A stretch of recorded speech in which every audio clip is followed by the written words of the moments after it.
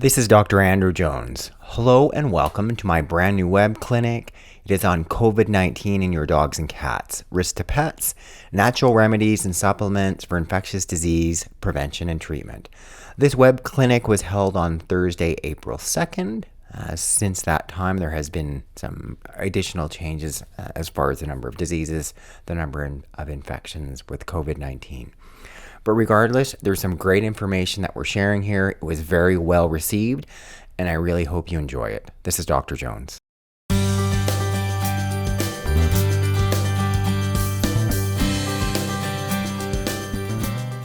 So first, just shut off as many distractions as you have and sort of be able to be as focused and present as possible. You'll definitely get more out of it. For those of you who don't know me, I was born and raised in a farm here in British Columbia, Canada, small area on a small little teeny community in Western Canada. That's me pictured there in the far left with our cat, Beauty. Surprise! I definitely preferred. I'm almost social distancing there, right? Everyone's kind of close together. I'm kind of off to the one side with our cat. So right now, I'm actually fairly comfortable with my dogs and my cats, and pretty comfortable in some ways with some of the time I've been able to spend. I graduated from the University of Saskatchewan in 1992 with my DBM. I practiced for 17 years here in Nelson, BC, owning the Nelson Animal Hospital. I wrote my first natural care digital book, Dr. Jones' Book of Home Remedies for Dogs and Cats, in April 2004.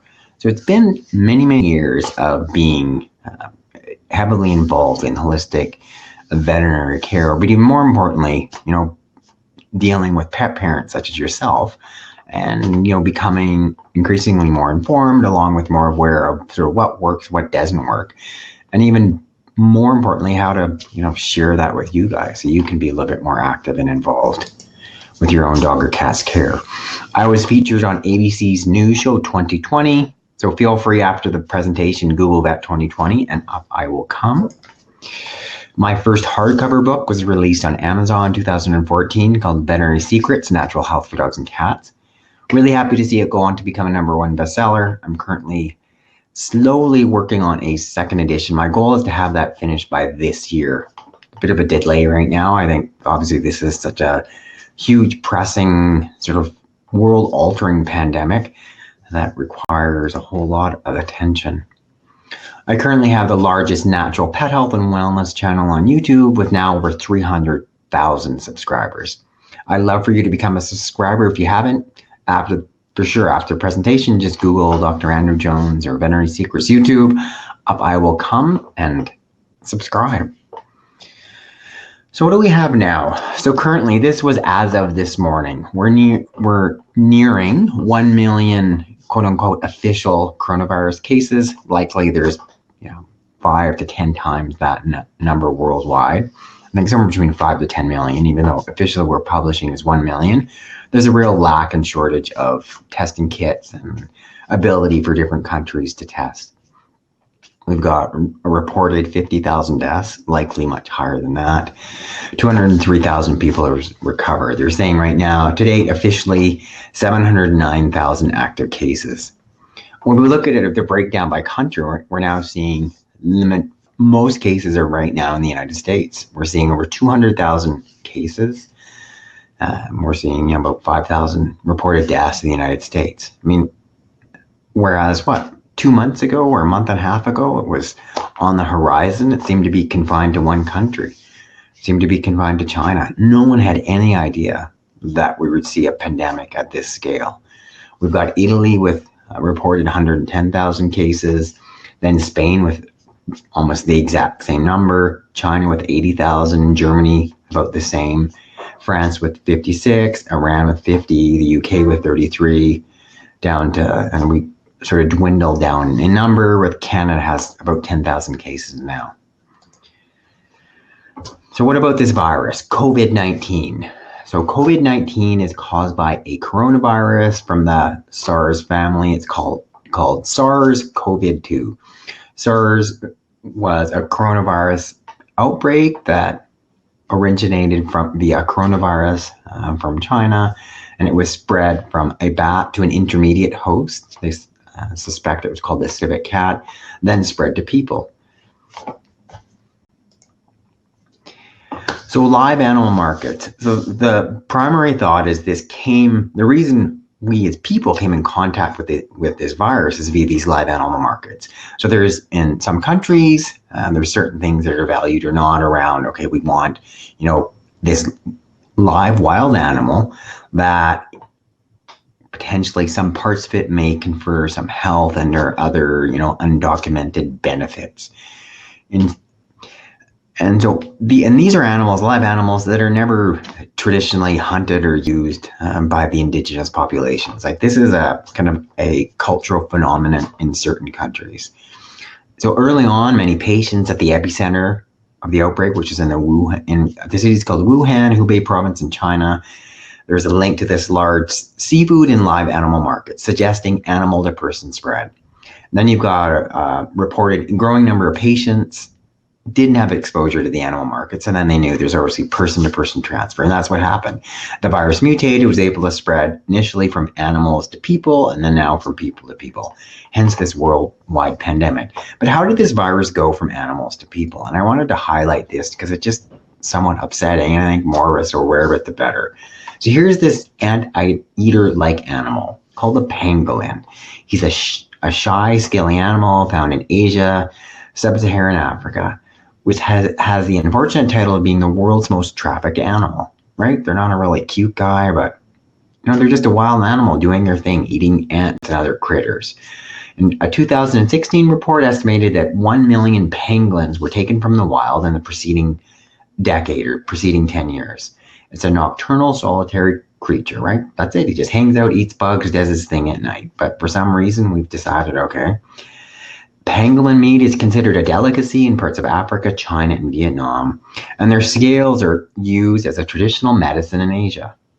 To add to the animal's woes, it's now being blamed as a possible source of the coronavirus pandemic. That's kind of the most likely one that became the initial virus came from bats, spread to these guys.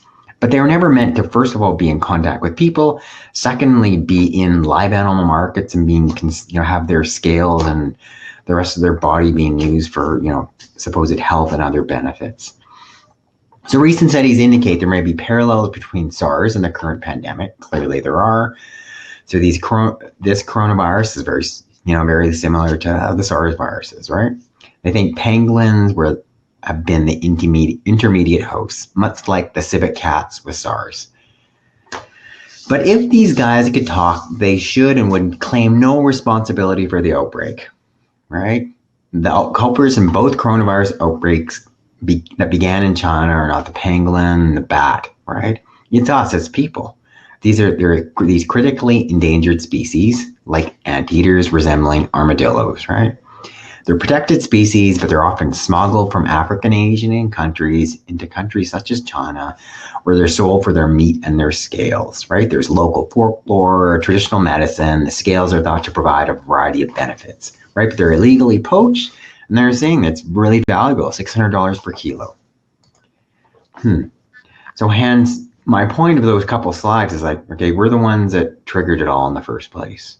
And there's the demand, someone who has to trap the animal and someone else has to supply it, has to, be the person that supplies the demand.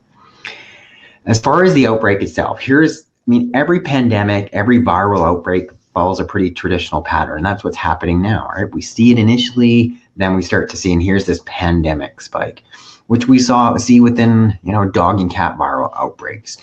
The most recent one with our dogs, I think in a large scale, was with the canine parvovirus in the early 1980s. So here's what's happening now. We're on the acceleration part of this curve right now worldwide. In China, they're way down on the de-acceleration point. They went into a serious lockdown for 2 months, and now they're slowly returning back to normal. But it's something that's going to follow a classic pandemic curve, and it will end. And I think that's part of the other big point to take in all of this. So what about the risk of exposure? So first, in general, I'm saying for most people, the immediate risk of exposure is still relatively low, but right now, this is changing, right? This information came from the CDC, but the outbreak is expanding, the risk is increasing, right? We've got increasing incidence of community spread, right? Who's at elevated risk? Obviously, are healthcare workers. They're reporting in Italy up to 20% of people affected were healthcare workers, and obviously people in close contact, international travelers. But part of the other issue they think, at least in Italy, some of their big issues was that we have all these sick people going into big central hospitals. We got healthcare workers got sick, a primary source to just accelerate that infection, right? So we need to be thinking about ways to not just put everybody into a big central hospital that is sick and then affect the healthcare workers who are going to then affect unsick people coming into a hospital for a non-related illness. What is the risk of severe illness? And that's why there's been such global concern, right? So for obviously older adults, the risk increases with age. For people who have serious secondary underlying chronic medical conditions such as heart disease, diabetes, high blood pressure, hypertension, lung disease, being immunocompromised. Right, so what are we going to do, right? You're going to avoid mass gatherings. We're going to do these like self-isolation. We're going to social distance. We are going to try to not overwhelm our hospitals. And the examples is just look what's happening in New York City right now, right? Just seeing like these people lined up, even so difficult to even get in. But the point being that non-pharmaceutical interventions are the most important response strategy to delay the spread of the virus and reduce the impact of the disease. Right, because we know we're going to have this virus that's going to spread throughout the population until we have a vaccine at some point, likely within the next year. So, but what we want to do is like decrease this rapid pandemic spike, and we're going to slowly flattening out that curve of that pandemic, so we don't overwhelm our healthcare providers. If we do that, we're going to have far less critically ill people and far less people dying. So you need to be watching for symptoms, right? They can range from mild to severe, and they'll happen on average 2 to 14 days after exposure. The average time till infection to obvious clinical signs is about 5 days. About 80% of people are going to have mild signs. 20% are have much more serious ones. The ones to initially watch for would be fever, cough. The fever and cough are the two single biggest clinical signs and symptoms. Then shortness of breath. And that typically about 5 days after exposure, but not everyone's going to have a fever, and a number of people are going to be even asymptomatic. So these are some good graphics from the CDC, right? So just highlighting what I'm trying to say, right? If you develop warning, they're saying, first of all, if you develop emergency warning signs, you need to get immediate medical attention, such as trouble breathing, persistent pain or pressure in the chest, confusion or inability to be woken up, bluish lips or face. The other thing, I was just watching a bit of a video coming from Chris Cuomo, who's one of the CNN anchors who actually now has COVID-19 himself. And he actually has a little thing that it can measure oxygen saturation. So it's a little clip. We would use it in the veterinary clinic to monitor animals where they're having surgery. And what they're suggesting is if your oxygen levels in your blood drop before 94% or lower, then it's like starts to be a warning sign. It gets to 90. If it gets to 90%, okay, then you need to seek more immediate medical attention. If not, then you can still be cared for at home and be staying at home. And honestly, you want to do whatever you can to avoid going to a hospital. You do not want to be in there. Just knowing how it spreads, right? So no question, the best way to prevent the illness is obviously avoid being exposed to it in the first place. And it's person-to-person contact, right? You're in contact with someone within 6 feet, they're producing respiratory droplets, right? And they're going to land, especially in your nose, your mouth, you're going to touch your hand, you're going to touch your eyes.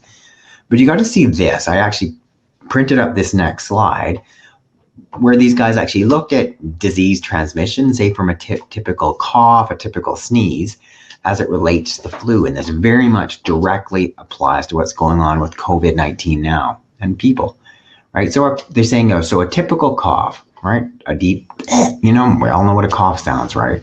Like they're saying the average human cough would fill about 3/4 of a 2-liter soda pop with air. So it's a lot of air coming out, right? But when a sick person coughs, it forces out, especially sick person, thousands of tiny droplets. They're saying about 3,000 droplets are expelled in a single cough, and some of them fly out of the mouth at speeds of 50 miles an hour. So you think about that. Someone has just coughed, you walk into the grocery store, and that's how you're going to get it. It's like person to person, not from your dog or cat. But they're saying sneezing is even worse, right? So a sneeze can produce as many as 40,000 of these small droplets, and some of them come out of the nose at speeds greater than 200 miles an hour. That is crazy. And they're saying the vast majority of these droplets are tiny, like 100 microns or less, about the width of a human hair. Many are so small you can't be seen with the naked eye. So the larger ones are going to fall down to the floor, makes sense with gravity. The small ones are floating in the air, and that's what they're trying to say. Avoid these closed indoor spaces, such as restaurants, which most are closed, such as grocery stores, etc. And you're going to breathe that in, and that's how your hands potentially getting infected. Can you imagine 40,000 from one sneeze, 3,000 from one cough? Not only that, look how many virus particles. They're saying if a person is sick, the droplets in a single cough contain as many as 200 million individual virus particles. 200 million. So that's when you're like, okay, now that makes sense to me, how effective viruses can be in spreading in the first place, but secondarily, how we're getting infected. You're not going to be getting infected from touching your neighbor's cat. You're going to be getting infected because you just went into some place, you're within 6 feet of someone who just coughed or sneezed, or you just walk in and out of the door at the same time. That's how you get infected. Because they're saying these airborne viral particles and these tiny droplets can survive for hours. They can hit a surface and they can still survive on surfaces. They think maybe, 3 to 4 hours on plastic, much longer, or 3 to 4 hours on, and maybe much longer, and depending on different surfaces, right? Some people say 2 to 3 days.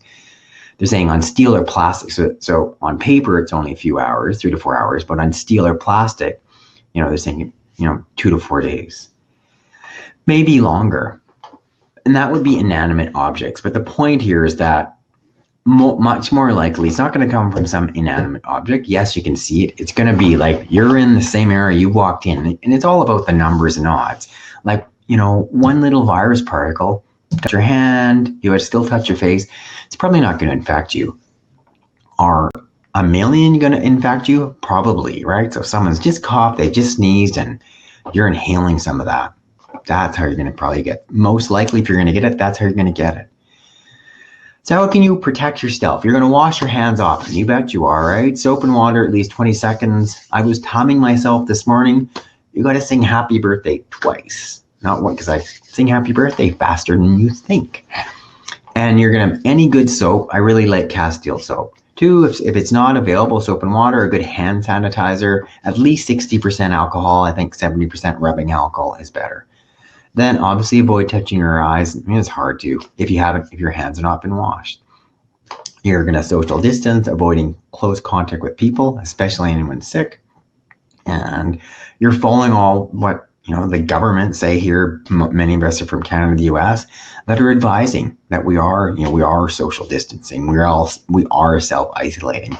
If there's any respiratory signs, you are not going out. Like, it doesn't, whether you've been diagnosed with COVID-19 or not, like, that's when you're most infectious. And that's when you're way more likely to infect so many other people. So stay home if you're sick. If you're in a cough or sneeze, they're saying cover your mouth or nose. Darn right you should, using a tissue. Immediately after washing your hands with soap and water for at least 20 seconds. If it's not available, using a hand sanitizer. They say wear a face mask if you're sick. I'm almost, when I'm out of my quarantine, if I have to go into a grocery store, I'm going to be wearing a face mask. Right? And if you're not sick, they're saying you don't need to wear a face mask unless you're caring for someone who is sick. I don't know. We came back from Asia, and that was like most people had face masks.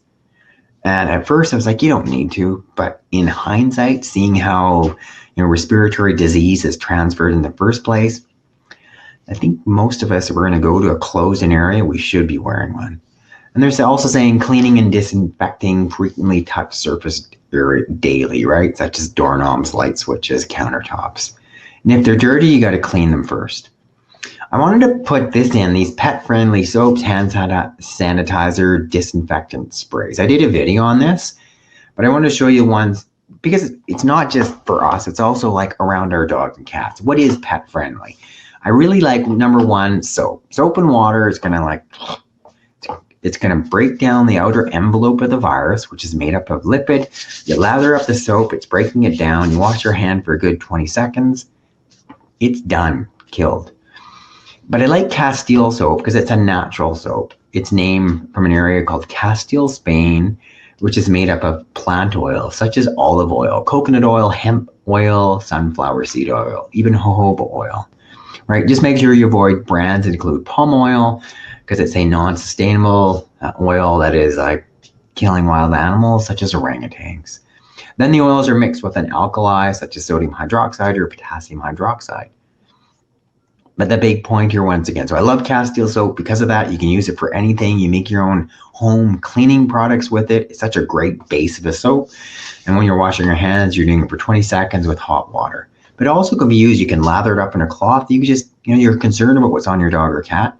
You can disinfect them using the soap, right? It's of all the things to use, it would be the safest thing to use in your dog or cat. Number 2, a homemade hand sanitizer. So here's a simple way, and I had the video and I made it, right? Where I'm using, so you want to make, you know that 70% isopropyl or rubbing alcohol is effective against COVID-19. So to make a gentle, more pet-friendly hand sanitizer, I used 100% rubbing alcohol, such as 3/4 of a cup. I use 1/4 of a cup, which is about 30% of aloe vera gel. And then I use lavender oil, right? With 20 drops, and it added a much nicer smell to it. Also has some antibacterial, antiviral properties. Works great. And also with the aloe vera, it actually gives some moisture back into your hands. Because the way with, yes, the alcohol is effective at killing the virus, but it also takes down the natural fats that's in your skin or in your pet's skin. Number 3, pet-friendly disinfectant spray. Bleach is super effective at killing the virus, kills about everything, but it is not pet friendly. It's toxic. I actually sprayed some bleach upstairs in the house. I'm breathing it in the bathroom and my throat hole was sore. I'm like, okay, so if I'm breathing that in, I'm my size, imagine how it's affecting little Tula. Not pet friendly. 3% hydrogen peroxide is actually very safe, and it's also effective at killing the virus, right? And not only that, when it breaks down into oxygen and water. So it's also good for our environment. You want to spray it, you can use it to spray it on high traffic areas. You got to leave it on for 5 minutes to be effective at killing the virus. If there's a lot of debris in an area, then you got to use soap and water, clean that first, and then spray on the peroxide. So I made my own spray where I had 3%, I had a bottle of 3% hydrogen peroxide. So I had 1 cup, added in 20 drops of lavender, just because I prefer the smell of lavender as well as just the hydrogen peroxide. If you're just going to use it to say, I've had some pet parents ask, what else could I spray on my dog or cat? If you want to spray, you could use peroxide and spray it on, and maybe you just use a cloth to wipe it over them. If they do lick it, they're going to foam at their mouth, because we'd also use it to induce vomiting for an animal that's eaten something. We want to induce vomiting to avoid a poison. But it's not going to cause serious harm to them. So it would be the most one spray that is most effective against the virus, and least toxic to your dogs or cats. How deadly is COVID-19? Yeah, they're saying globally, initially they showed about 3.4% of reported COVID cases had died, right? Yeah, but they're saying by comparison, seasonal flu generally kills far fewer than 1% of those infected. So that's why there's such a big worldwide response. You can get seriously sick. We're seeing up to 5% of people potentially. The reported cases from China. I actually did a little bit of math. That was about 2 days ago, saying when there was about 800,000 cases, 40,000 deaths, putting the current global case fatality rate at about 5%. Right, so that's a lot of people dying as a result of this virus. But that being said, we don't necessarily have accurate stats on the real number of cases versus the real number of deaths. I suspect it's much lower than that, probably less than 2%, but still, it's definitely much higher than the flu. And it's really affecting 20% of people that get really, really sick. So that's there anytime you get exposed to any virus, so there's this incubation period before you get the disease. They're saying the average time, the mean time is about 5 days. So how is this virus attacking the body in people? And how is it treated? Right? So they're saying, what did I write down on here? I had a bunch of different things I'm writing down, but they're saying the average time from exposure to infection is about 5 days for most people. So you get exposed, you start seeing clinical signs. And that's when it's incubating in your body and it's multiplying. And then then you've got clinical signs, and then you're actively infectious towards someone else, right? So that mean time between incubation and for symptoms appearing is about 5 days. Mild disease, right? 8 out of 10 people are going to have mild disease. Some people don't even show any clinical signs. A fever and a cough are most common. Body aches, sore throat, and a headache are possible, not all guaranteed. The fever makes you feel crappy, and that's your immune system responding to the infection, right? In some cases, the body responds by producing a higher body temperature because it's thought that it makes it more difficult for that virus to multiply and replicate. The immune system is recognizing this hostile invader, and then it's responding. Okay. Also, certain chemicals are released called cytokines, elevating the body temperature. Initially, you got this cough, right? Because you've got this virus multiplying in your throat. And then some people will cough up this kind of sputum, this thick mucus containing dead lung cells killed by the virus, right? So most people, it's lasting about a week. They're going to recover. The immune system fights it off. Some people can have sort of runny nose, right? More cold-like symptoms. But then a certain percent get more severe disease where we're triggering, right? It's going down further into the lungs, right? And you can get secondary lung inflammation. So in this case, inflammation of the lungs is called pneumonia. And if you could travel, through your mouth down to the windpipe, into the tiny tubes into your lungs, you end up these little areas, these little teeny air sacs at the end of the lungs called alveoli. And here you've got fluid, you've got inflammatory cells, you almost even imagine sometimes pus in these small airways, pneumonia. And some people get so sick they even need to be put on a ventilator. They're saying this stage affected about 14% of people based on data from China. And of those, about 6% became critically ill, right? And at this point, the body is starting to fail, and there's a serious chance of death.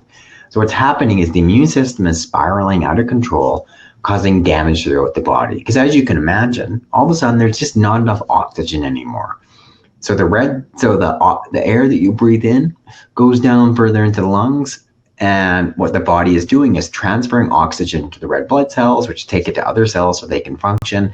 And at the same time, it's supposed to expel certain toxins like CO2 to expel that out of the blood. And that exchange isn't happening.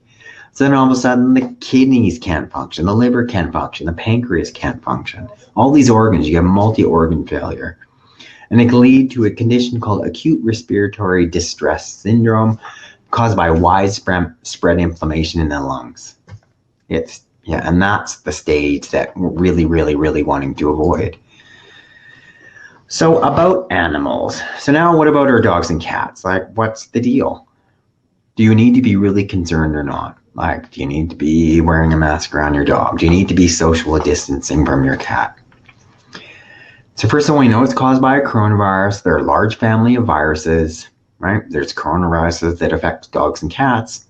They don't affect people. Okay. And then here they're saying they don't know the exact source of the current outbreak.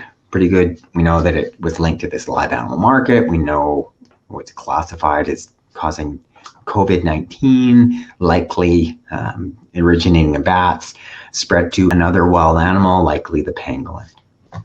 But some coronaviruses affect cattle, some affect camels. To the best of current scientific knowledge, can you get the coronavirus called Covid-19 from your dog or cat, or could you give it to them? So I've got this out about a week ago, right?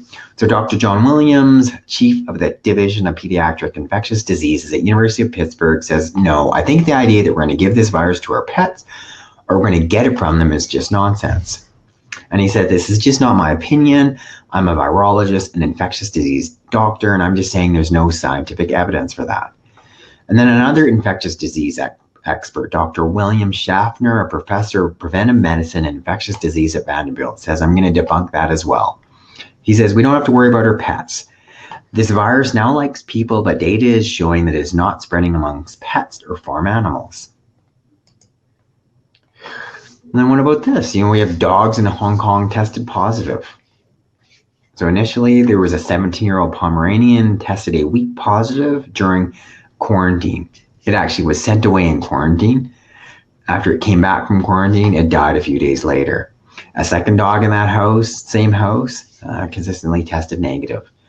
The other issue is that this old Pomeranian had other secondary health conditions, and likely the poor little dog died of those. Never at any time did it show any clinical signs of respiratory disease from COVID-19. Next, they had another dog in that tested positive, a German Shepherd from Hong Kong. Right? The family was positive. This dog at no time showed any clinical signs of COVID-19. And this one person said, additionally, reinforcing the same thing we've been saying, there's no evidence that pet animals could be a source of COVID-19 for people. But then this, we've got health officials in Belgium say a pet cat appears to have contracted COVID-19 from her owner, although they emphasize that human to pet transmission seems to be extremely rare. But then there's this, this Chinese study saying now cats can infect each other with coronavirus. Chinese study finds. So this is new, and it just came out on the news this morning. So this team in China, Veterinary Research Institute in China, have found that cats are highly susceptible to COVID-19 and appear to be able to transmit the virus through respiratory droplets to other cats. Dogs, chicken, pigs, and ducks were found to be unlikely to catch the infection. The findings followed recent reports of a pet cat in Belgium being infected with COVID-19. About a week after the cat's owner started showing symptoms, this is this cat in Belgium, the cat also developed breathing difficulties, diarrhea and vomiting. And subsequent tests by vets at the University of Liège showed the animal was infected with the coronavirus. The lab experiments from the Chinese team involved a small number of animals that were given a high dose of the virus. Right? So this is like in this lab setting. It's not in realistic life setting. Right? And they also found that there's no direct evidence that cats would also be able to infect people. However, the team behind the work said their findings provided important insights into the animal reservoirs of COVID-19 and how animal management might have a role in control of the pandemic. And then what they're saying is surveillance for SARS-CoV-2, that's COVID-19 in cats, should be considered as an adjunct to an elimination of COVID-19 in people. So this professor, chair of veterinary infectious diseases at the University of Liverpool, this is in England, said people should take usual precautions of hand washing when handling their pets and avoid overly intimate contact, but especially if they're sick with COVID-19. It's important to add that this says nothing about how the virus coming out of a cat may or may not be infectious to people. And Professor Jonathan Ball, a virologist at the University of Nottingham, made similar observations.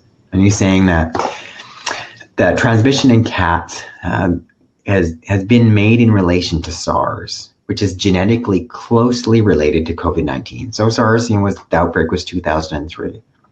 However, it should be remembered that cats are not playing much, if any, role in the spread of this virus, the current virus right now. Human-to-human transmission is clearly the main driver, so there is no need to panic about cats as an important source of the virus. Obviously, if you think you have COVID-19 and you share a house with a cat, then it would be sensible to limit close interactions with your furry friends until you are better. And that's it. Right? And then there's the results from IDEXX. They've tested thousands of dogs and cats, and they found no positive results. Right? So, could you not get it from a dog or cat you touch their fur? And here's Dr. Williams says, in theory, if a patient with the virus in their nose rubbed their nose, got a bunch of virus on their hand, and petted their dog, right? Or they coughed or sneezed in their hand and petted their dog. And then another family member petted that dog in the exact same place and then rubbed their nose, maybe they could transmit it. Remember the principle? Wash your hands first before you touch your face. Try not to touch your face, period. But if you are living in a home with a person who has the virus, the risk factor is the people, it's not the pets, it's the human. And that's the point I'm trying to re-emphasize. If someone coughs on my pet, could I get COVID-19 from their fur? So this veterinarian, Dr. Dory Black, says, yeah, this is where it gets a little difficult. Yes, you have someone infected with the virus, coughed over a dog, viruses can survive in those droplets, 3 to 4 hours. So they're saying what they do for their staff, when they take a pet in, they take a cloth that's been sprayed down with an antiseptic, like perhaps alcohol, maybe with peroxide, and then, or they may also use just some soap and water, doing a very gentle wipe down of the fur, not the animal's face.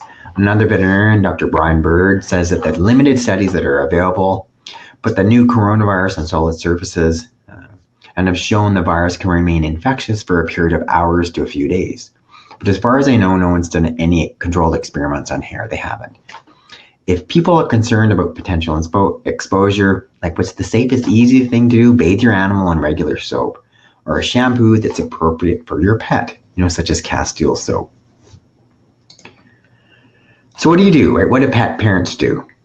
Well, Dr. Williams advised embrace your pets. They play such a vital psychological role for our owners, especially now when everybody's feeling so isolated and alone. Dr. Schaffner agrees. This is the time to hug your pet, but not your human loved one. So let's keep the social distancing focused on people. And if you need to hug something, hug your dog, hug your cat, your ferret, just not the person, which works for me. And there's other veterinarians, it's going to be good for your pet too. They're saying the human-animal bond is extremely important for animal health. It's also really important for human health. With so many people working from home right now, it's a great time to sit back and enjoy time with your pet. So go for a walk, assuming you're not on quarantine, you're not on this lockdown. Keep your distance, but go for your walk. Play ball in your backyard with your dog. Play with your cats, which is, awesome news. And I think more importantly, information that most of us need to hear now. As far as, how can you help your dog or cat right now with this decreased access to veterinary care? These ongoing periods of social isolation. Here's someone trying to go to a vet clinic, and that's where they're meeting, right out in the parking lot, with the veterinarian gowned, with using a mask and with gloves. Currently, I have a membership site that we're now offering 100% for free. All right, you can get expert natural pet health answers. It's called Dr. Jones's Inner Circle. And it's kind of our way of giving back during this COVID-19 crisis. So all the information I've ever published, it's all in there, right? All, you learning how to do the basic healing modalities, such as using herbs, homeopathy, acupressure, massage, essential oils, nutraceuticals. Now you can reference my book, Veterinary Secrets, Natural Health for Dogs and Cats. It's there in that membership site. Your dog has an allergy, look it up. That's what I'm suggesting. Your cat has, he's got a UTI going on. Okay. Are there some holistic home remedy options? There are. You can look those up, and those are all on that membership site. Right. So my list of advised pet food diets book, right? All my current YouTube videos, newsletters, blog posts, podcasts, and my first aid book online, all my previous recorded webinars and teleseminars. It is all there. So after the presentation, you're going to get a link sent to you guys too. So you're kind of the first ones. You guys are on this webinar today, as well as the group that were on the webinar on Tuesday are hearing about this. So the link is called theonlinevet.com/free trial. So it just means you got to enter some information, no credit card at all, and you're on. A little bit about how you could help us. So I have a pet store called Dr. Jones Natural Pet. That's where we have all our supplements along with all our information products. We're offering 15% off everything. It's a way to keep your pet healthy with natural remedies and my holistic supplements being offered for less, right? So if you purchase something in the store, it would be awesome. Such as my supplement, Ultimate Canine Health Formula, Ultimate Canine Advance, Ultimate Feline, Ultimate CBD for dogs and cats. Right? So here's how you can help your pet save 15% and help support our mission of providing free holistic dog and cat care information to empower pet parents such as yourself around the world. You just got to enter this coupon code DJNP COVID-19. And once you go into the online store, drjonesnaturalpet.com. Some antivirals, which is kind of part of the point of today's presentation, is we got this viral infections, like are there things that potentially help prevent and or treat these viruses naturally? What is a virus? What we're talking about, it's a small infectious agent, but it can only multiply or replicate when it's inside a living cell. If not, it's just this thing that's dead. It's got to get inside a living cell. That's why the issue with being transmitted to people in the first place was live animal markets. If they were just buying, beef, for instance, at a market that were just killed, it's butchered, that's not an issue, right? The virus isn't alive. It can't survive in a dead cell. It's alive and living. Viruses infect all types of life forms, you name it, from humans to animals to plants and microbes, right? And they're found in almost every ecosystem on Earth. Here's the parts of a virus. It helps you think about it. Say you look at the bottom one, that's pretty much the influenza virus. The coronavirus looks much the same. Think of it like a circle, and it's got these little spikes on it with these little crowns on the top. But it's got this outer layer called an envelope. And the envelope is the protective coating. You break that down with fat, you kill the virus. That's why soap and water works so well. So what are some of these antiviral herbs? They work in a number of different ways. In some ways, they help boost the immune system, allowing the body to better attack the viral pathogens. In other ways, they actually work by, binding to certain parts of the cell, making it more difficult for the virus to get into the cell in the first place, and or making it more difficult for the virus to replicate, right? To really take hold in the body. But also many of these herbal products also have an array of other different benefits. And that's the one big thing about taking a whole plant, right? Such as, i.e. the next or first one I think we're going to discuss is elderberry, right? So I have elderberry growing right outside. I'm like, what is that? 15 or 20 feet from our house. We've got a couple of just wild elderberry plants. So it's growing all throughout North America. It produces these nice purple berries. Then, we collected them in the fall. I cooked them up. We made our own elderberry juice. So we're taking this right now. This one study showed how elderberry compounds could help minimize flu symptoms. And they're saying how their study showed that the common elderberry has potent direct antiviral effects against the flu virus. As they're saying how it inhibited the early stages of an infection by blocking key viral proteins responsible for both the viral attachment and entry into the host cells. And they're saying plant chemicals from the elderberry juice were also shown to be effective at stopping the virus from infecting the cells. But however, to their surprise of the researchers, that it was even more effective at inhibiting viral propagation, which means later stages when the virus is really trying to replicate, make lots of different more virus particles and really take hold, made it more difficult to do that. They're saying the observation is quite surprising and rather significant because blocking the viral cycle at several stages has a much higher chance of inhibiting viral infection. So I'm on this right now. It's safe for dogs, safe for cats if they've got any type of respiratory disease or viral type infections. Pretty standard elderberry dose, about 100 milligrams per 10 pounds of body weight daily. And it can be given a double that dose if needed. Sorry, I thought I had do I have a picture there? Oh no, I had a picture of elderberry, unfortunately.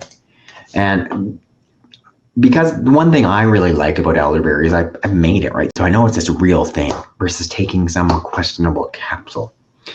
Number 2, quercetin. So it just so happens that elderberry has a fair amount of quercetin in it. So quercetin is called a flavonoid. It gives the bright colors to say what's found in fruit and vegetable. It's in kale. It's in onion, for instance, right? Really rich in quercetin. The big interest in quercetin, though, and it's seen as an antioxidant, I suggest using it in many cases. Many people use quercetin, for instance, for their allergies. It works for a number of dogs for allergies.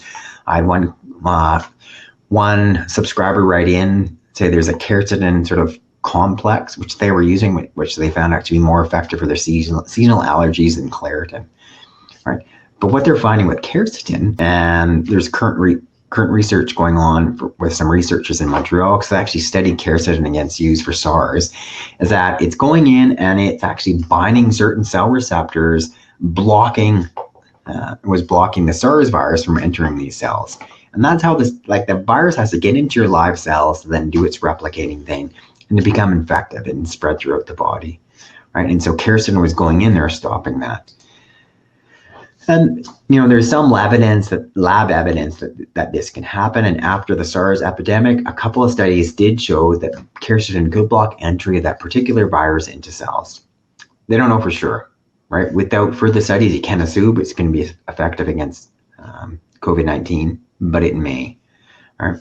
So it's pretty darn safe, potentially effective. As far as sort of dose-wise, they're saying if you take it from the food in your diet, you're going to be getting less than 100 milligrams a day. A pretty typical daily people dose is 500 to 1,000 milligrams once or twice daily. I'm saying a pretty standard dog or cat dose is somewhere between 50 to 100 milligrams per 10 pounds of body weight daily.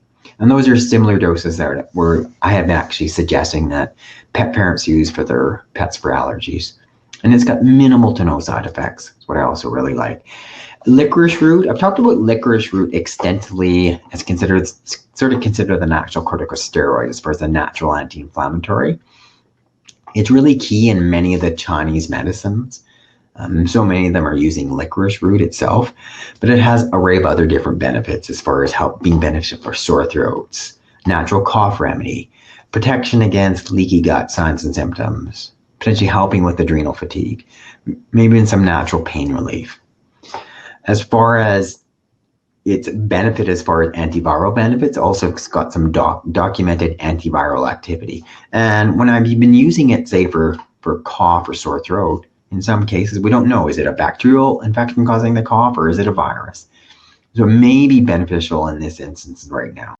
We're looking at sort of standard dog and cat doses. It's about 0.5 ml of the tincture for 20 pounds of body weight for 7 to 10 days. The maximum you want to be giving it is 14 days, and especially if there's any underlying organ dysfunction, especially any heart condition, then you want to avoid using it. But I've used it short term, using my dog Tula when she's got an allergic flare-up, works great.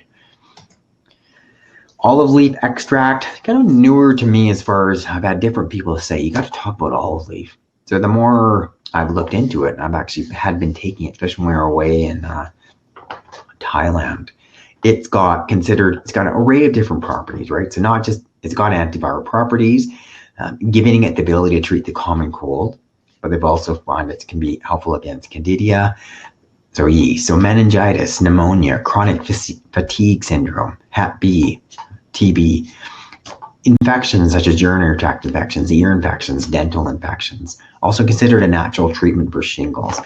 So olive leaf itself, all grown all throughout the Mediterranean, where all these olives are growing, you've got olive leaves. And so what they've done is taken extract from the leaves itself. There's evidence of hundreds of years of people making a tea from the leaves, using that for an array of different health conditions, especially prior to the invention of antibiotics.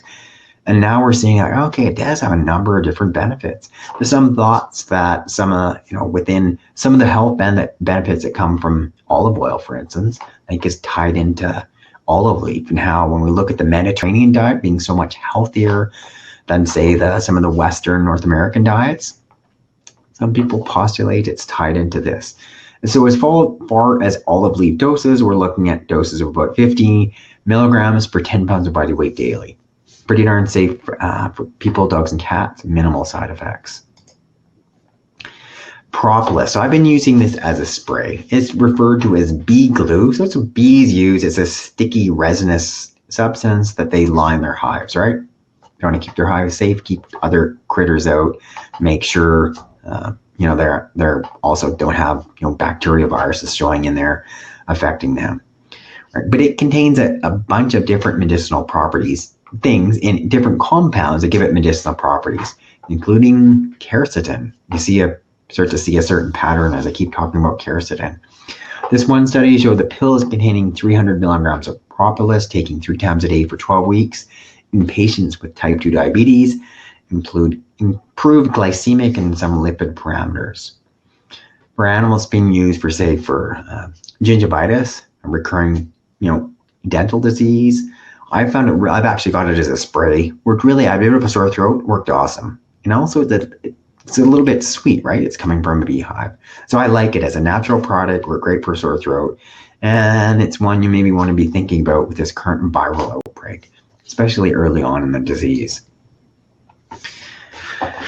So I want to have a few slides on this, because this is the sort of the 6% of people who get critically ill. They get this disease called acute respiratory distress syndrome, and there's virtually no conventional treatment for it. So there's a normal chest x-ray on the left. See with the black, those are black, normal, clear lungs. Lungs that are filled with oxygen are not dense at all, and the x-ray clear. So that's normal. Then if you look on the right, that's abnormal, where it's all white and you can hardly see anything, because you've got fluid in those lungs, you have pus, you have inflammatory cells. It's white and dense. You do not want to see that on an x-ray. This acute ARDS, acute respiratory distress syndrome, is a major complication in patients with severe COVID-19 disease, and it can manifest shortly after difficulty breathing. They said in a study of about 140 patients, it developed in 20% at an average of 8 days after the onset of symptoms. And of those, they had to use a ventilator, mechanical ventilation, in 12.3%, right? And there's different amounts. They're saying, according to the WHO, recovery time appears to be about 2 weeks, 1 to 2 weeks for mild infections, 3 to 6 weeks for severe disease. Now you get seriously clinically ill, but you don't want to get this condition because it's virtually so difficult to treat, and there's no real good conventional options aside from ventilation. So that's why this one study, they're looking at natural products that can potentially target the inflammatory pathway. So what's happening, you get all this virus that's down into the lungs. The immune system overreacts, producing all this secondary inflammation. It's like, we're trying to kill this virus. You get too much inflammation. So then you're like, okay, now what do you do? Right? So what are our conventional options? Oxygen, if we need to, get you on a ventilator, mechanical ventilation, careful use of anti-inflammatories. You got to avoid corticosteroids. You can make it worse. Like, you're just sort of stuck. Like, what can you use? So that's why, these researchers thought, well, let's look at some of the natural options to potentially decrease lung inflammation. So here's a few things I thought are important to mention. One, licorice. So in this one study, they report that a compound found in a type of Chinese licorice potentially could be beneficial, and licorice root is seen as a natural anti-inflammatory. So I'm like, okay, that makes sense to me. Rosmarinic acid, I talked about it for allergies in dogs in one of my YouTube videos. They found that it can potentially suppress some area of inflammation. When you look at inflammation, inflammatory pathways, there's so many things are going on, and honestly, there's thousands of scientists studying this around the world that could attest to that. I'm barely touching, just the teeny surface of it. But to know, that there's different inflammatory pathways happening. And the idea is there are some natural products that can at least decrease the amount. So it doesn't go from you're being seriously ill to critically ill. Is there something we can slow that process down in between? So you don't have to be on a ventilator. So there's a couple of options. Licorice root, rosmarinic acid. This Chinese herbal formula called Wang Lang Jai Du Tang, that's right, Coley, boggle that pronunciation, made up a number of different Chinese medicinal products, but in it, they found some parts of it to, interrupt some of that pathway being potentially effective. So if you have access to someone who's competent and skilled in Chinese medicine, here's another option. It's better than just hoping for the best, right? Going into a hospital and well, what are your options, right? So few. Then this here is the one I was probably most excited about reading it. So they last part of the paper, they highlighted curcumin, right? It's the active ingredient found in turmeric. This, Indian spice. I've got lots of turmeric in my kitchen. But 95% curcumin works in a number of different ways in inhibiting sort of different parts and different pathways of the inflammatory cascade. They found that it inhibited a type of bone marrow macrophage, right? Another different area that it's inhibiting. So I've talked about curcumin for its use, in allergies as a natural anti-inflammatory, being beneficial for pain, right? Natural pain control, helping with liver disease. It's beneficial in a number of different ways. You want to make sure that it's the 95% curcumin, so that's the active ingredient found in turmeric. When given, it's got to be given with that or some ground pepper. It's got to, not only you need to give it, you have to get it absorbed. So we can get into the blood system and get into the blood system and get to the lungs, get to that area where the inflammation is going on. So what I've found is, I take the curcumin, and if I've had powdered curcumin, add it to water, it floats at the top of the cup. You mix it with fat, and then it binds to something, and that will help it be absorbed. This one last study here was interesting because they found that CBD or cannabidiol helped improve lung function and inflammation in mice with acute lung injury, right? And they help reduce the inflammation in the model of mice that have this acute lung injury. So they're saying it may be a useful therapeutic tool for the attenuation and treatment of inflammatory lung disease. And that's what we're dealing with. As far as CBD doses for dogs and cats, we're dealing with about 1 milligram per 10 pounds of body weight twice daily to start, and you can easily up it to 5 to 10 times that. So there's another potential option. I've heard no one talking about that yet too. When I look at this disease, ARDS, we're like, okay, what do you do? Right? There's just so few conventional options. And that's why I think it's really important to be talking about some of the holistic and alternative ones. So that was important I share in the webinar today. What are some common infectious diseases, especially with their dogs and cats?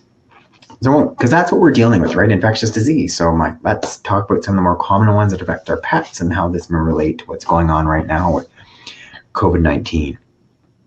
So here's a pretty sick dog with parvovirus. So most of you guys know parvo, right? This highly contagious virus that mainly affects young dogs. Super common GI illness. I regularly see it in the clinic, and we see a couple cases a month, right? The whole time in practice, I saw parvo, right? Because an infected dog just sheds millions of virus particles. It's in the stool. It could survive for weeks, if not months. If it's in the soil, it's kept moist enough, it's not exposed to sunlight. And hence, there's always enough unvaccinated dogs to keep the virus going, and someone else will pick it up, and hence it just keeps going and going and going. But it would cause acute illness. We'd see this young unvaccinated pup coming in, somewhere between 8 to 16 weeks, depression, he's just feeling crappy, just bloody, foul-smelling diarrhea, right? And it can progressively worsen, right, over a period of 24 to 48 hours, right? And then, especially when this disease first came out, when it actually was an unknown dog virus, it mutated, and here we dealt with parvovirus, much the same as we're dealing with COVID-19, or SARS-COVID coronavirus 2. But we're able to figure out how to better deal with it, and ultimately we developed a vaccine, and it's kind of one of the ones I consider one of the core vaccines, right? When we talk about vaccinating dogs. There's very few I recommend, but this is one of them. Because of that, it's a highly preventable disease with vaccines. And all you need for many dogs is just 2 boosters, 8 and 12 weeks, and they can be fully protected. Some of the other infectious dog diseases, canine distemper virus. It's another one of the core ones I recommend. Super contagious, related to the measles virus. If it's not treated, it can be fatal. It's shed in most body secretions when a dog is infected. So typically we think about it as respiratory. When I was at the University of Saskatchewan, they actually had an outbreak of dogs with canine distemper virus, and it was mostly gastrointestinal. So it was mostly diarrhea, right? So there's different strains of different body organs. Regardless, they're shedding these millions of virus particles, making it super easy to transmit to other dogs. So I have seen canine distemper virus in practice as well. Eye and nasal discharge, fever, lack of appetite, a cough. Generally, once again, you're seeing these unvaccinated dogs with some of these, they're coming in with these respiratory symptoms, maybe gastrointestinal symptoms. Some may have, most of the time it was respiratory, but they can also show up with calluses on the nose and the foot pads. Some can have neurologic symptoms. Treatment being symptomatic and supportive, right? They're on IV fluids, you're giving them anti-inflammatories, an IV antibiotic to help deal with any secondary infections. Best treatment, vaccines. No question, but you don't limited vaccines. It doesn't have to be multiple vaccines every year. Kennel cough, right? Canine infectious tracheobronchitis, commonly referred to as kennel cough, right? It's a combination of bacteria, Bordetella, influenza virus, so it's viral and usually viral and bacterial. You know, a dog that's infected, he coughs in a kennel, he's spewing out millions of bacterial and viral particles, aerosolizes, easily spreads to other dogs, right? And it's called a kennel cough. The symptom is this characteristic harsh hacking cough. Doesn't last very long, may not require treatment, and most guys respond really well. What I've found, I've actually got a couple different suggestions, including honey. If you can get local unpasteurized honey, it's great. Some people think dark honey works slightly better, and you can dilute that with a little bit of warm water. I actually prefer some green tea that's warmed, maybe adding in a couple drops of lemon. If you have like fresh lemon to squeeze, it's a great option. You give that to your dog 3 to 4 times a day while they're coughing. I mean, most guys respond in about 5 days. But there's other things you can also add in. You could add in a concoction with elderberry, because not only, so the elderberry is antiviral. We know it's potentially antibacterial. Got some other good flavonoids in there. It's going to help your dog's immune system. I think it's a great option for a dog with kennel cough. And the last one I wanted to mention was olive leaf, because it's antiviral and antibacterial. So it's another really good option for a dog who has an infectious respiratory disease such as kennel cough. Some dogs can get really sick. It can progress to pneumonia. You know, while I was in practice, we had different bouts of, you know, all of a sudden I see the occasional dog with kennel cough, and the next thing you know, we'd have a big outbreak, and I would see a whole bunch of dogs, and sometimes younger dogs I wouldn't expect would get pneumonia, but we'd see them, they're having breathing distress, or you'd hear the crackling in their lungs.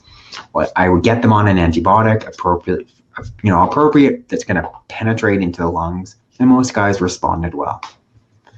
But for the most part, they can be treated symptomatically at home. They don't need antibiotics. And it's better if you're not into the clinic, right? It's better if someone sees you out in the parking lot, makes a diagnosis, and suggests, right? Or you don't even go there. You treat your dog with the honey, the green tea, the lemon, maybe the elderberry. Then I want to talk about this last infectious disease. There's many, right? But this one, because it's a coronavirus. So dogs can get coronavirus. Clearly different than COVID-19. Typically, it's an infectious intestinal infection. Usually shows up in puppies.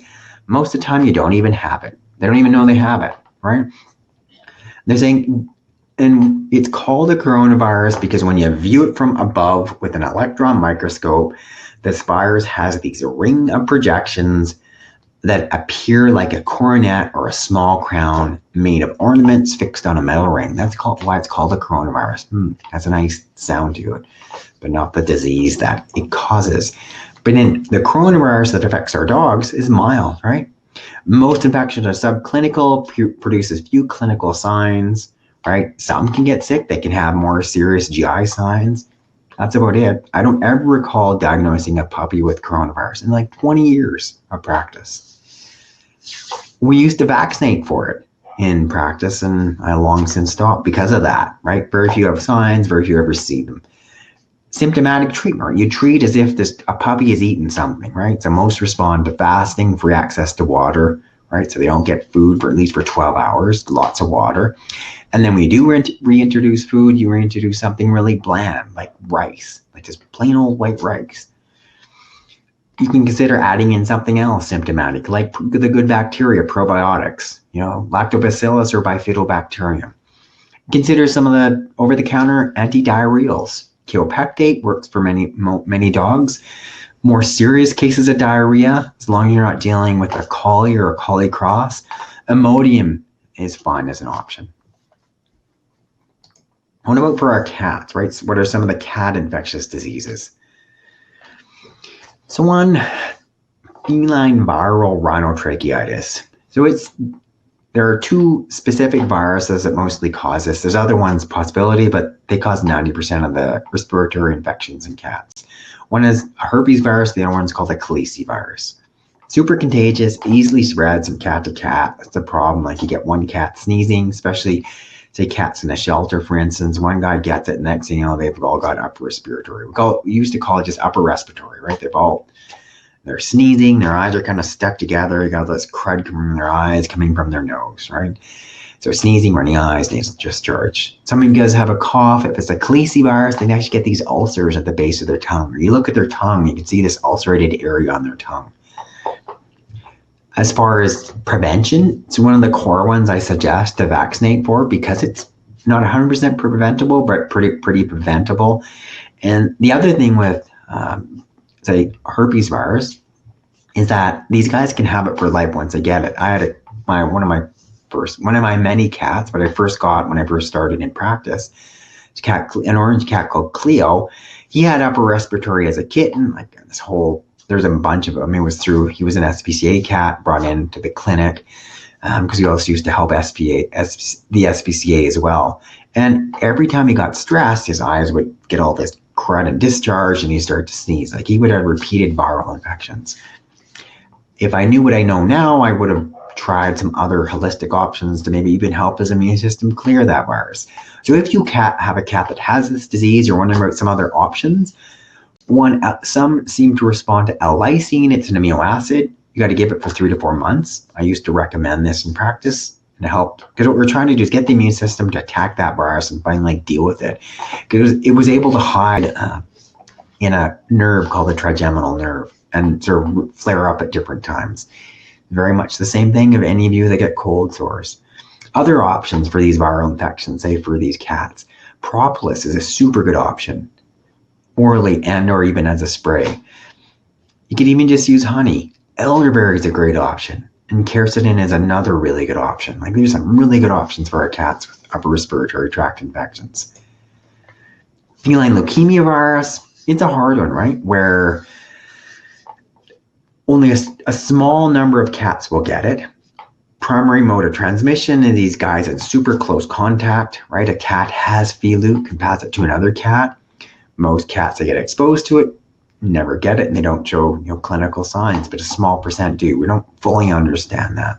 But when they get it, we call it feline leukemia because that's what it can cause. It's suppressing the immune system, the reproductive tract, causing anemia, like it's affecting the bone marrow. Intestinal inflammation may cause even neurologic disorders. There's no real effective treatment, but there are certain things you can do if you've got a flu positive cat and you're like, okay, what else? There is a vaccine for it, not especially effective. But you could look at doing things that help boost your cat's immune system, right? So you've got a flu positive cat. First of all, you're not exposing him to other cats. You give him things such as additional colostrum, immune supportive supplements. You can give him olive leaf. You can give him astragalus. You can give him probiotics. I want to mention this one then, feline infectious peritonitis or FIP, because what's causing it? It's actually caused by a coronavirus. So FIP is a serious viral disease. Unfortunately, when most cats get it, it's super difficult to treat. Most cats actually have this a pretty benign gut coronavirus. It's called, most cats carry the feline enteric coronavirus, FECV, which rarely causes disease itself. But what happens in this immune-mediated type of disease, which is very unique, unlike any other viral disease of people and their animals, right? So it spread throughout our body. The white blood cells are infected with the virus, our cat's body. And then you get this intense inflammatory reaction in the vessels wherever it's attached, right? So if it's in the gut, the abdomen, you get all this, the immune system attacking the cells there. You can get, say, an effusion, they call wet FIP, this fluid in the abdomen. As far as treatment goes, initially I would re-diagnose, and we might, more common, you get this sick kind of ailing cat.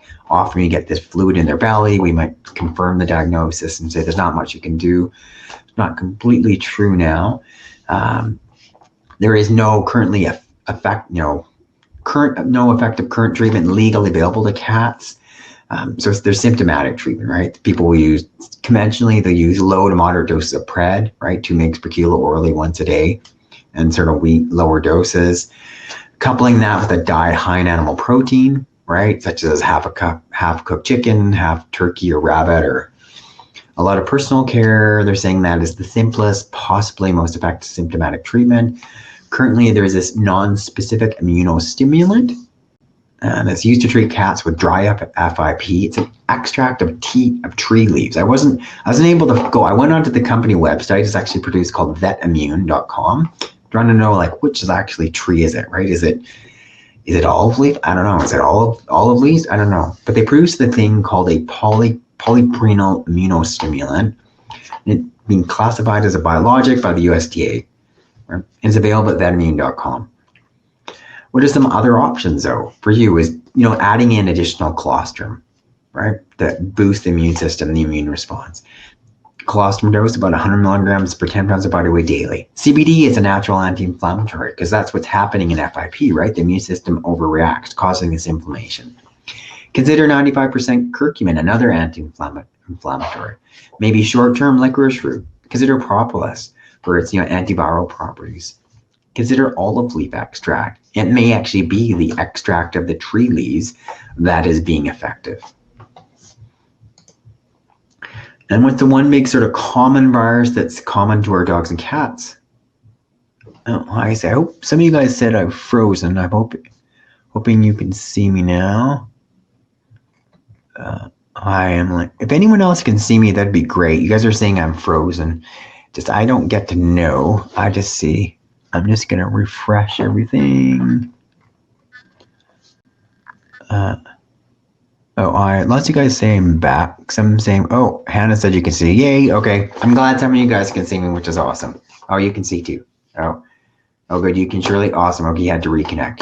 Thanks, you guys. Yeah, I'm not sure. Who knows with the internet? It's a bit of a mystery. You can see me now. That's awesome. Okay, so the one that's combined with both our dogs and our cats, rabies. So if you're all about rabies, we probably all watched Old Yeller. Not a very happy ending. So it's this deadly viral disease spread by infected pets and wildlife, usually by biting. A small percent of bats, guess what they have? Bats test positive for rabies, right? Super fatal illness, and it affects the nervous system, the brain, right? That's, kind of the classic, right? Classic rabies disease. But the big thing is, and the big concern is that it's untreatable and it's zoonotic, right? And people die from rabies every year around the world. But it can be prevented by vaccines. Rabies is spread through saliva or infected tissues, especially the brain. Bats, raccoons, skunks, and foxes carry rabies. And they're saying by law, a veterinarian must give the vaccine or under direct supervision of a veterinarian. So you can't just buy it on the internet and vaccinate your dog or cat for rabies, because it's a zoonotic disease. So that being said, I've talked about some of these infectious diseases in dogs and cats. And yes, in many cases, those are preventable with vaccines. And no question, what we're dealing with right now, this COVID-19 pandemic, we're going to get to the end of this pandemic. The way we're going to control it long term is we're going to have a vaccine. So the segment of the population that is most at risk, that's how we're going to manage it long term. But that being said, you don't need to go the other end of the scale and just vaccinate everybody for everything and beat the vaccine drum like it's vaccines or else. Because as we can attest with animals, too many vaccines are also not good. So I thought it was sort of important to add this in, right? What have we done with dogs and cats? In my opinion, we've given too many vaccines too often, sometimes in the incorrect way with more serious and short-term side effects. All right. What are some of the negative effects? So there's immediate short-term reactions to vaccines. Acute anaphylaxis or allergic type reactions. Itching, vomiting, facial swelling, weakness, maybe difficulty breathing. Local reactions, right? Where you get the vaccine in between the shoulder blades, swelling, pain, abscess. Systemic reactions, right? Where the guys have a fever, they don't want to eat, they feel kind of weak.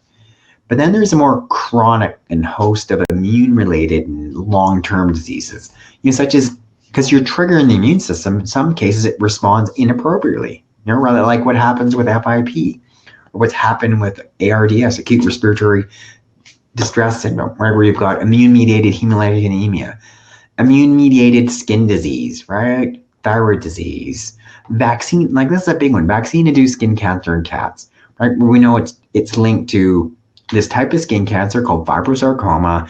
We know it's linked to either rabies vaccine, most likely feline leukemia vaccine, these adjuvantin sort of kill vaccines, which are given and the immune system overreacts, and when you get skin cancer, and the worst thing is you can't just cut out this discrete lump. By the time you often diagnose it, it sends all these crazy tentacles out.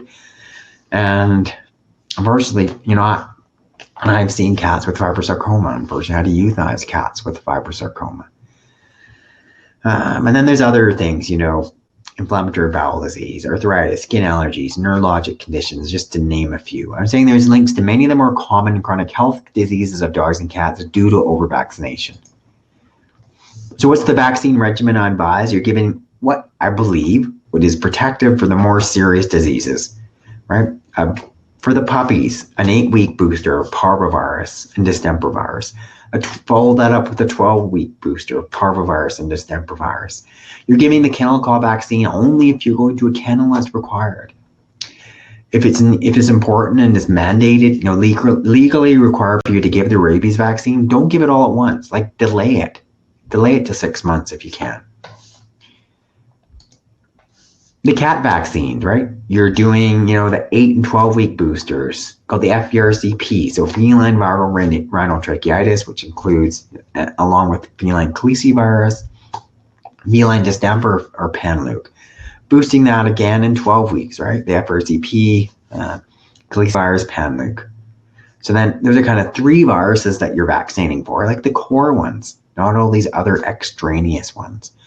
And if you're going to need to give your cat the rabies vaccine, you're waiting until he's 6 months of age if you can. Wait longer. Don't give them all together at once. And the other thing, if you got a strictly indoor cat, an indoor kitten, you're not going to give your cat calicivirus or feline distemper or anything else. I honestly think you got a strictly indoor cat, he doesn't need any vaccines, in my opinion. If I have a strictly indoor cat, I will not be vaccinating him. I'm saying my current suggestion is to get your dog or cat titer tested. They're going to test the level of protective immunity at about a year of age. They may even not need any additional vaccines. If it's not protective, do boosters, right? They may not need another vaccine after that. If you want to do another titer test in 3 years, so be it. Other states are mandating rabies vaccine every so often. At the very least, you're given these 3-year rabies vaccines. But if you look at some of the research coming out, say from the Rabies Challenge Fund, pretty confident the rabies vaccine lasts much longer than 3 years, even lasts 10 years. Right? And we know that when they start to look at some of these more serious diseases, like say, why do we have this increased incidence, for instance, as an example of, allergies, for instance, or they wonder about like such a huge incidence, say, of dogs that are hypothyroid, or say we have an incidence of cats with kidney disease. Many times there's we can tie it into looking at the over-response to the immune system, and they've really looked at the direct effect of the rabies vaccine on that. So the point being, it does cause real serious disease, and if you don't need to give it to your dog or cat, like just question your veterinarian, like why do I need to give this or not give it? Like what are the risks of my dog or my cat getting this? There are potential side effects. They're not like side effect free. So you need to be really thoughtful about what you're putting into your dog or cat. Like the pup, see, look at that old guy and that young little kitten, right? You don't need to give, in my opinion, things such as, what's the first thing to put on there? Vaccines for coronavirus, pretty mild in our dogs. Leptospirosis, right? It's a bacteria, pretty hard to vaccinate for a bacteria. Or Lyme disease, right? Or Giardia. For cats, right? FIP, and I've never found it to be effective at all. Don't vaccinate for it. Because it's not the virus per se that's causing it. It's the mutating virus that gets into the blood cells and the immune system reacts. Feline bordetella or FIV, limited. That's not a useful vaccine. And limited to no use of feline leukemia vaccine in cats, in my opinion. Right? So then thinking about feeding your dog and cats well, and what is the link between nutrition and disease, right? Because that's part of it. Like, how do we prevent them from getting sick in the first place? Right? So should you have your dog or cat on a complete quality supplement? No. My opinion, in fact, if you feed your dog or cat a varied diet with whole foods, extra supplements, maybe raw supplement, or say with yogurt flax, they may never need a supplement. But most of us don't do that, right? And I'm for one, right? Because of that, I am of the belief that the right supplements can help prevent and treat many of the more common dog and cat diseases. Right? So Commercial pet food, especially its kibble, it does not contain all the nutrients for your dog or cat to thrive. Right? Just think about shopping in the grocery store. Can you get all of your nutrients in a bag? No, you can't. But if you just live off of what's in the middle of the middle aisles, you are not going to be healthy. Right? I think we can all attest to that. Right? So let's just use your pet's immune system as an example. There's a number of specific ingredients that I advise clients give to help boost the immune system. Things such as essential fatty acids, probiotics, antioxidants, zinc, flavonoids, selenium, colostrum, the immune supportive mushrooms, aloe vera. What is in my supplement to help boost and support your dog's immune system? Bovine colostrum, inositol, aloe vera, my take, the immune supportive mushroom, essential fatty acids, probiotics, lactobacillus and bifidobacterium. What's in my cat supplement, Ultimate Feline Health Formula, to help support your cat's immune system? Immune supportive ingredients of probiotics, antioxidants, zinc, selenium, colostrum. Immune supportive mushrooms, L-lysine, aloe vera. Lastly, I want to try to end this on a more positive note. So this story came out about a week ago. And currently they look at training medical detection dogs to help join the fight against COVID-19. Which is awesome, right? So here, and this comes from England, they've begun preparations to intensively train dogs so they can be ready in 6 weeks to help provide a rapid, non-invasive diagnosis towards the tail end of the epidemic. Increasing coronavirus testing is key, and the team has approached the government about how dogs can play a role in the fight against the disease. The researchers believe that the dogs could supplement ongoing testing by screening for the virus accurately and rapidly, potentially triaging up to 250 people an hour, right? This Professor James Logan, head of the Department of Disease Control, says that our previous work has demonstrated that dogs can detect odors from humans with a malaria infection with extremely high accuracy, above the WHO standards for a diagnostic. We know that the other respiratory diseases like COVID-19, they change our body odor, so there's a very high chance that dogs will be able to detect it. This new diagnostic tool could revolutionize our response to COVID-19 in the short term, but particularly in the months to come, and could be profoundly impactful. Dogs searching for COVID-19 will be trained in the same way as those dogs already trained to detect diseases like cancer, Parkinson, bacterial infections, by sniffing samples in the training room and indicating which contains the disease or the infection. They are also able to detect subtle changes in temperatures of the skin, so they could potentially tell if someone has a fever, and often that's like the first sign of an active COVID-19 infection. The aim is that dogs will be able to screen anyone, including those who are asymptomatic, and tell us whether they need to be tested or not, which is huge. This would be fast, effective, and non-invasive. Make sure that the limited testing resources are only used where they are really needed, which is awesome. So a bit about how you can help your dog or cat with decreased access to veterinary care and this ongoing period of social isolation, right? So your dog has allergies, like what can you use, right? You can't get the vet, like, there's something else. How about my hotspot recipe, including lavender, copaiba, tea tree, and green tea, right? A stinky dog, I've got this awesome stinky dog shampoo recipe, works so well. A bit about how do you start with healing with herbs with your dogs or cats, right?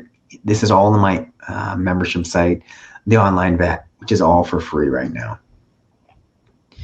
Here's some super important herbs you should know about. Dandelion, especially dandelion leaf being such a key diuretic. Dandelion root being used for cancer. Milk thistle for liver disease. Aloe, turmeric, which we just mentioned. Valerian is a natural sedative, or licorice root, say for cough or for allergies. What are some holistic anti-inflammatories? How about kidney disease in our cats? Like, do you have any other natural options? And there are natural options, right? Or a dog with Cushing disease, right?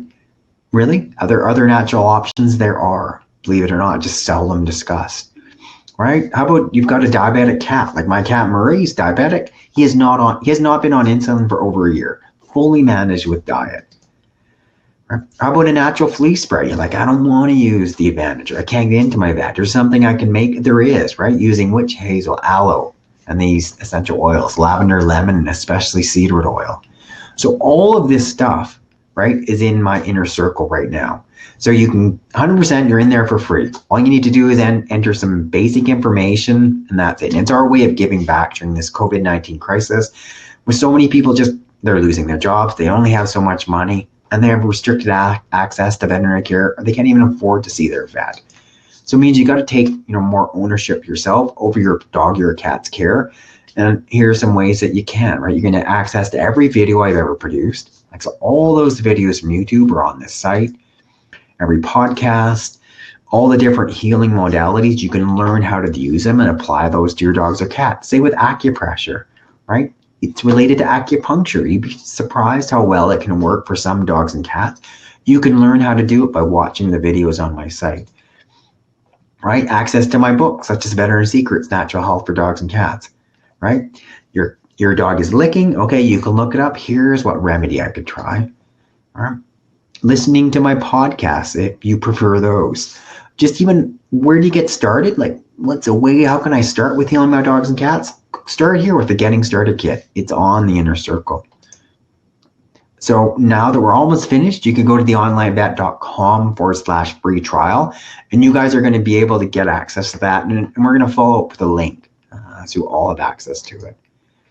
A little bit extra about how you can help us. So if you're in a position to help out, that would be wonderful. We're offering 15% off everything in the store, drjonesnaturalpet.com. All right.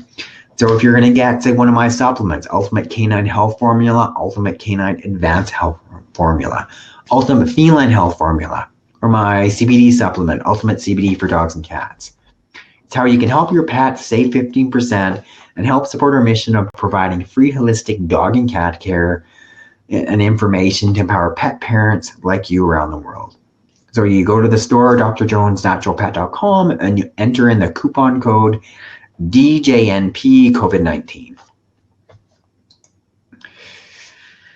And the very last thing I wanted to leave you with, this sort of little tip, which I found, this infographic, 10 tips to help reduce COVID-19 anxiety. Because I'm dealing with it, I suspect you are too. And it's been helpful for me, right? So first of all, focus on things you can control, such as your thoughts, your behaviors, right? Not the things out of control, right? Keep the big picture in mind. Humankind, we're going to survive. We've dealt with many pandemics much more serious than this. Remember that the size of the news coverage may not be equal to the size of the threat, right? Just because it's on the news and it's dominating 24 hours, like, just step back a second. Let wisdom and logic guide you. Like, do what you can do to control yourself, keep yourself healthy. Know that most people are going to get exposed to it. You're going to be okay. Like 80% are just moderate to mild clinical signs, or not severely sick. Just make sure when you're watching news that it's valid, right? Reputable sources of news. Just control off and you check the news. You don't need to be on there all the time. I'm horrible for that, and I'm trying to do it less. And just model peaceful behavior instead of being all like angry and, right, for those around you, right? Such a better way to live and to model that. Evaluate your own health behaviors and be a model for others, including your children. Like, you're trying to get exercise, you're trying to eat well. Feeling isolated, maintain digital connection with people. Don't let fear influence your decisions, such as hoarding supplies, i.e. this global shortage of toilet paper. We don't need to be doing that. Coronavirus does not cause diarrhea in our dogs and cats. It's not our issue, it's respiratory. But lastly, like, these are the guys you'd be spending time with, right? And getting, boosting your mental health, right? Tula loves it. She loves to lick my face just like that. Just like little Tula. Or spending time with your cats. Because you can, right? So now is the time to cherish the time you get to spend with your dog or cat. So good for our own mental health. No question, it's been good for mine, right? And if anything, maybe you leave you with that thought, right? It's just, okay, don't be super concerned around, could your cat potentially get COVID-19? Sure, if you've got an active infection and you sneeze and cough and sneeze and they breathe that all in, okay. So if you've got a really serious if you've got an active infection, you've got respiratory signs, okay, maybe spread some distance from your cat, but don't be super concerned about that happening. you are not going to be getting sick from your dog or cat. Your dog or cat is not going to be spreading it. Like, now is the time to be spending distance. If you're going to get sick, you're going to get it from someone else. You're not going to be getting it from your pet, because it's that person who coughed in the grocery store or who sneezed even more so, and you walk in and they've just emitted millions of viral particles. Some of those are floating in the air. You breathe that in. That's how you're getting sick. You're not getting it from your dog or cat. To get access to all of my books, all of my courses, all of this information for free, go to theonlinevet.com/free trial.